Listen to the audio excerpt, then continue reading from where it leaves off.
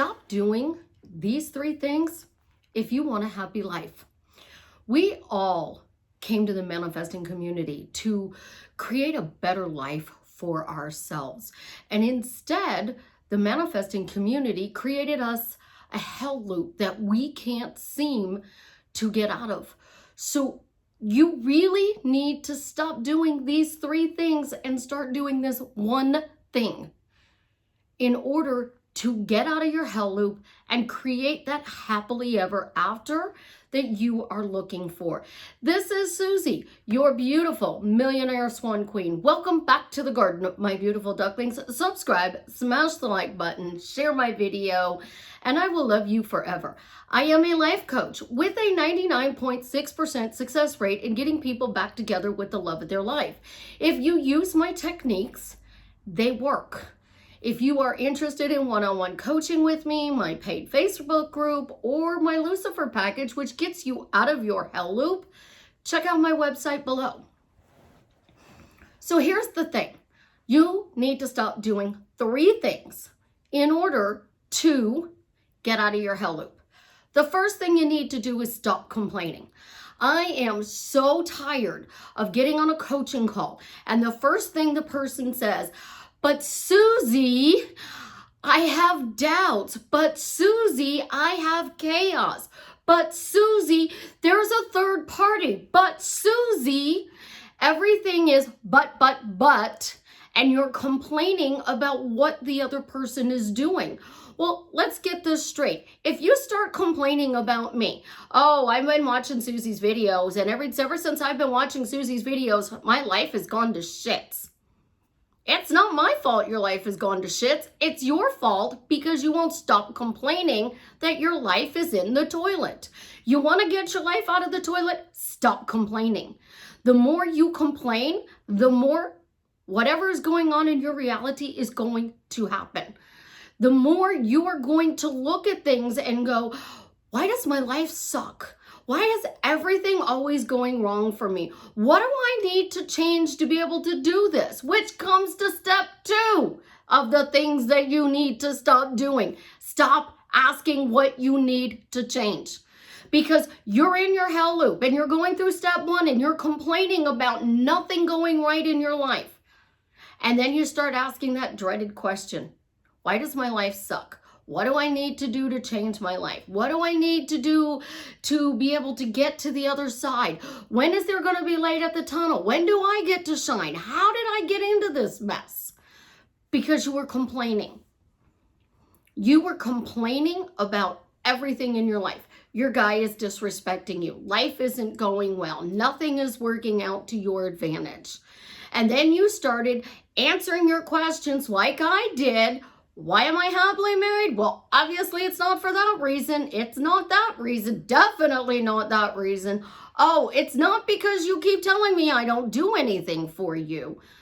When you are complaining, all you're going to get is answers to back up the complaint. Your brain has this little thing in it that does not care whether it's good or bad. It's not biased, but it is completely 100% focused on your conscious and what you're talking about. It's the reticular activating something. If you're one of those scientific people, you could put it underneath here. But this little reticular activating thing in the back of your brain sits there and it goes, "Why am I happily married?" Well, Susie, you're not really happily married because, he's disrespecting you. He's not appreciating you. He's telling you that nothing is going right. You're not doing anything for him. So now this little thing that I call the RAM or the RAD or the RAS, whatever you want to call this little bias thing that's going to give me all this information that says, what is going on in my reality? It's your conscious. Your conscious is dictating what your subconscious is pulling up. It's why I hate when people say, "I gotta impress my subconscious, Susie." And then when I press my subconscious, all this chaos and drama and doubt will go away. No, it's not. It's not gonna go away until you stop complaining and you stop asking the questions about why life sucks. Because the more you do those 2 things, it brings you to number 3. You're talking about the things you don't want. So you want to be in a relationship with Jared. You can't talk about what Jared's doing to upset you, what Jared's not doing. Jared's ghosting you. Jared's in radio silence. Jared is disrespecting you. Jared is not answering your messages. Jared said, I don't want to have a relationship. Jared said this, and Jared said that, and Jared did this, and Jared did that. So you stop complaining. You stop asking why your life sucks, and you stop talking about the things that you don't want. When you do those 3 things, you're left with a blank slate. The story has not changed because all of this chaos is still running over here. And you're thinking, I got a text message. It wasn't from Jared. I got a text message. It definitely wasn't from Susie. Susie's ghosted me again. I mean, it's the same way if you're manifesting a guy, and I always use Jared, so I'm manifesting Jared. I'm going to talk about Jared. If I'm manifesting a girl, I will talk about Susie. So your Jared and your Susie don't respond to your texts. They don't call you. They don't ask you out on dates. And then when you do, it's a hookup because you're doing Netflix and chill. Well, that's what you're talking about. You're talking about all the things that you don't want in this relationship. And they're going to give you more and more about this. And I'm going to give you an example. Obviously, you all know I've done my hair. It is 3 shades of violet, 3 shades. It's 2 shades of violet and 1 shade of red. I actually did red this time. So I've always wanted to be a redhead. Always. My whole life, I've always wanted to be a redhead. I have green eyes. My skin is pale. I wanted to be a redhead. I thought I would look good as a little Irish bambino. So I always wanted to be one. Well, every time I tried red, I didn't like it. I would get rid of it as fast as I got it because I did not like the red. Then, as I got older, I tried it again, and I got older and I tried it again. And in 2013, I was a redhead and I went to work for Wendy's, and I got made fun of because I was a redhead and they wanted to know if I needed to be like Wendy in order to work at Wendy's. I thought it was cute, especially from the person it was coming from, but I couldn't handle being a redhead. And then in 2014, I tried being a redhead again. Over a year ago, when I did summer pictures, I was a rose gold. It was kind of a strawberry rose gold blonde thing going on there. Then I went a little bit more red, and then I went a little bit more red. What I found out is I don't like one color in my hair.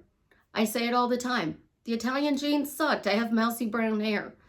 My daughter was telling a friend of mine that I have no gray, so I color my hair because I don't like the color. So I don't like one color. So I keep talking about the fact that I don't have confidence to be a redhead and I don't like the shade of red.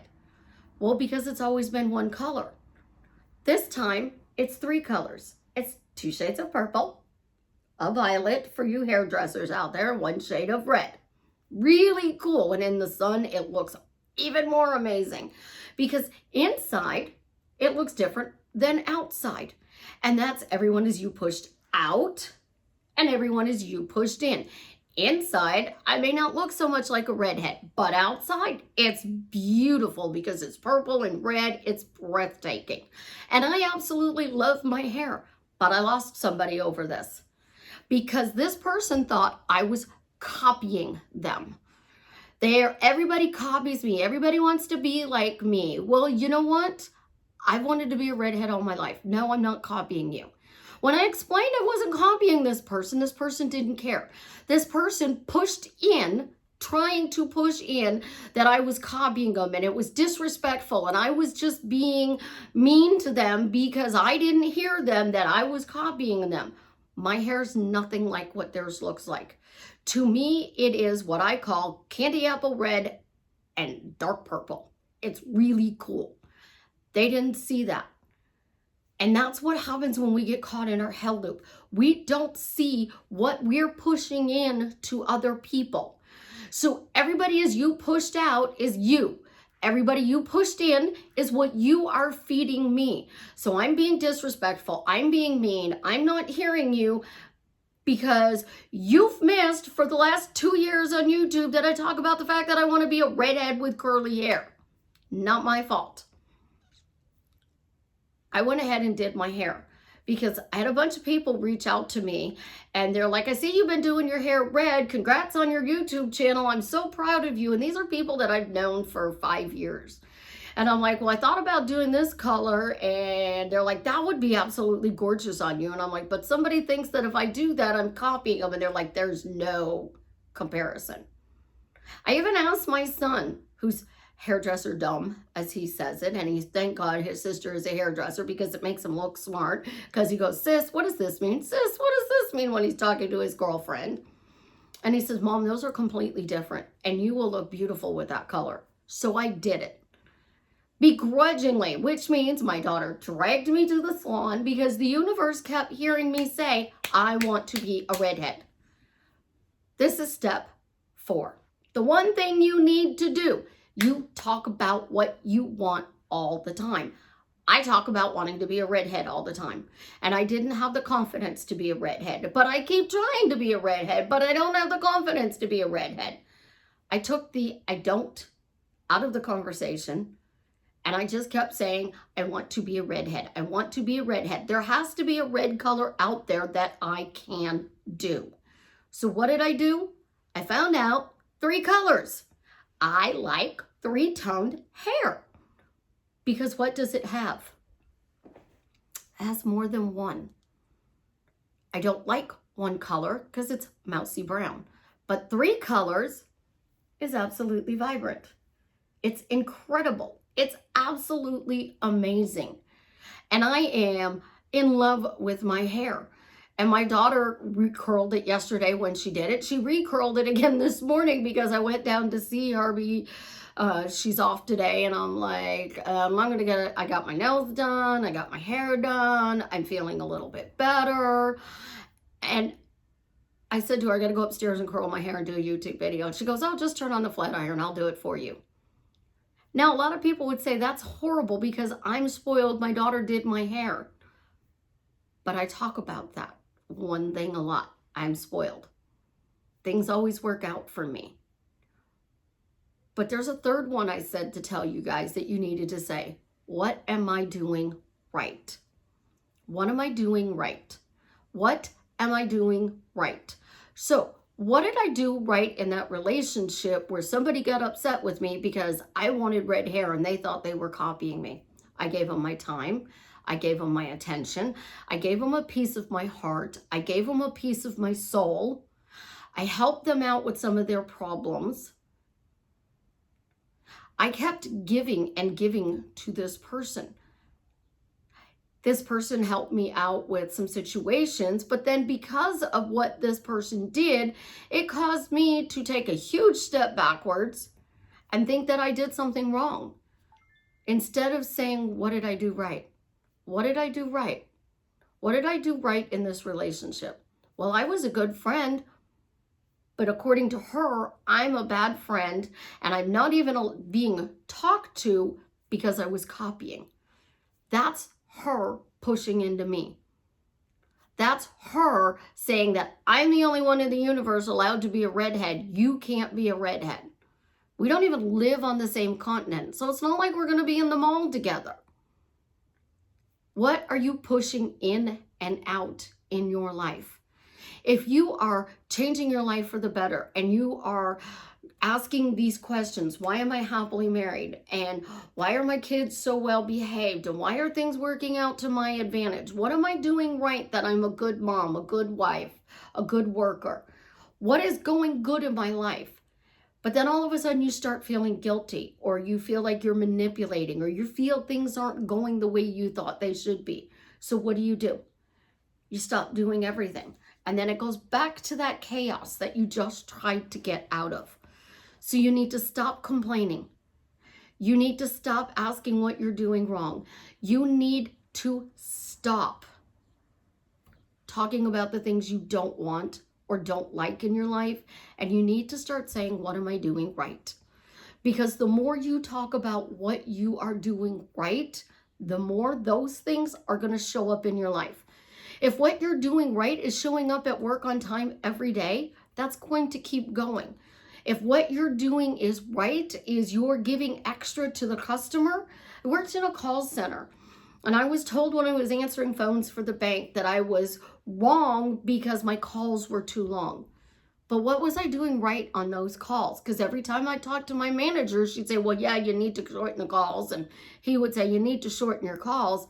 I said, but what am I doing right on the calls? And they would say, well, you're giving them the information that they need. You're educating them. So educating them was wrong because my calls were too long. But educating them meant they weren't calling back 20 times asking the same question over and over again, because I solved their ultimate problem. And they no longer needed to call because they knew how things worked. So I was wrong because my calls were too long, but I was right because I was educating the customer. And because I was right, I bonused 13 months in a row. 13 months in a row, I bonused. Because when the customers did the survey, they said everything I was doing was right. So when you want to change your life, why am I spoiled? Why is life fun? What am I doing right? Because when you focus on those 3 questions, you're changing the chaos, the doubt, the drama, all the bad stuff that is going on in your life, and you are focusing forward like a tunnel. And y'all know I like tarot cards. Sorry, I do. There's this coolest tarot card in the deck. I have this new deck, and it is the Golden Girls deck, and it's the coolest card in the deck. I freaking love this deck. It is the Golden Girls deck. And I always tell you, you need to have tunnel vision. Well, Sophia's looking through binoculars, and she's only looking forward. When you are looking at chaos and doubt, and you are talking about it and complaining about it and questioning what you're doing wrong, you're looking backwards. You're truly, truly looking backwards. But when you say, what am I doing right? Why am I spoiled? Why is life fun? You're only looking forward, and that's how your life drastically changes for the better. No matter what you do, in somebody's eyes, you are going to be wrong. Whether you're questioning being a good parent. I used to question all the time about being a good parent. Am I a good mom? And people would tell me, no, you're not, because your kids are complaining. And then other people would say that, yes, you are, because you're questioning it. And then somebody said that, in somebody's eyes, you're going to be wrong. So do you want to be wrong and make sure that your kids are well adjusted and happy, or do you want to be right? Well, I don't care then if I'm wrong. Because if it's midnight, I'm not going to let my kid go out to some party, because that's just inviting trouble. If my daughter's birthday, who's in March, celebrates with another one of her friends who's in March, and they usually go out on St. Patrick's Day. If they have a DD, they can drink. If they don't have a DD and they get busted, they were wrong for going out and drinking. But if they were drinking and had a DD, they were right. When we make questions, we have choices and we have consequences. Do you want the consequence to your question to be good, or the consequence to your question to be bad? If you're a bad parent, the consequence is your child is safe, but they're mad at you. If you are drinking and driving, your consequence is a DWI. It is lots of fines, losing your license, potentially your car, and God only knows what else. If you are married and you're talking about all the bad things that your spouse does, your consequence is divorce. If you are in separation and you are still talking about the things that they did bad, your consequence is still being in separation and not getting back together. Everything in life is a choice and a consequence. And the more you focus on why are you spoiled, why is life fun, and what you are doing right, more good is going to show up in your life. Until you focus on that, nothing can change, guys. I love you, and I have the greatest job in the world because I get to be Cupid. I love the fact that I get to help people get back together with the love of their lives, have the most incredible happily ever after. But I can't walk behind you 86,400 seconds a day, do the Jethro Gibbs head slap, and say, stop saying that, stop saying that. So all I can do until I turn blue in the face and become Smurfette's sister is tell you, stop complaining. Stop asking what you're doing wrong.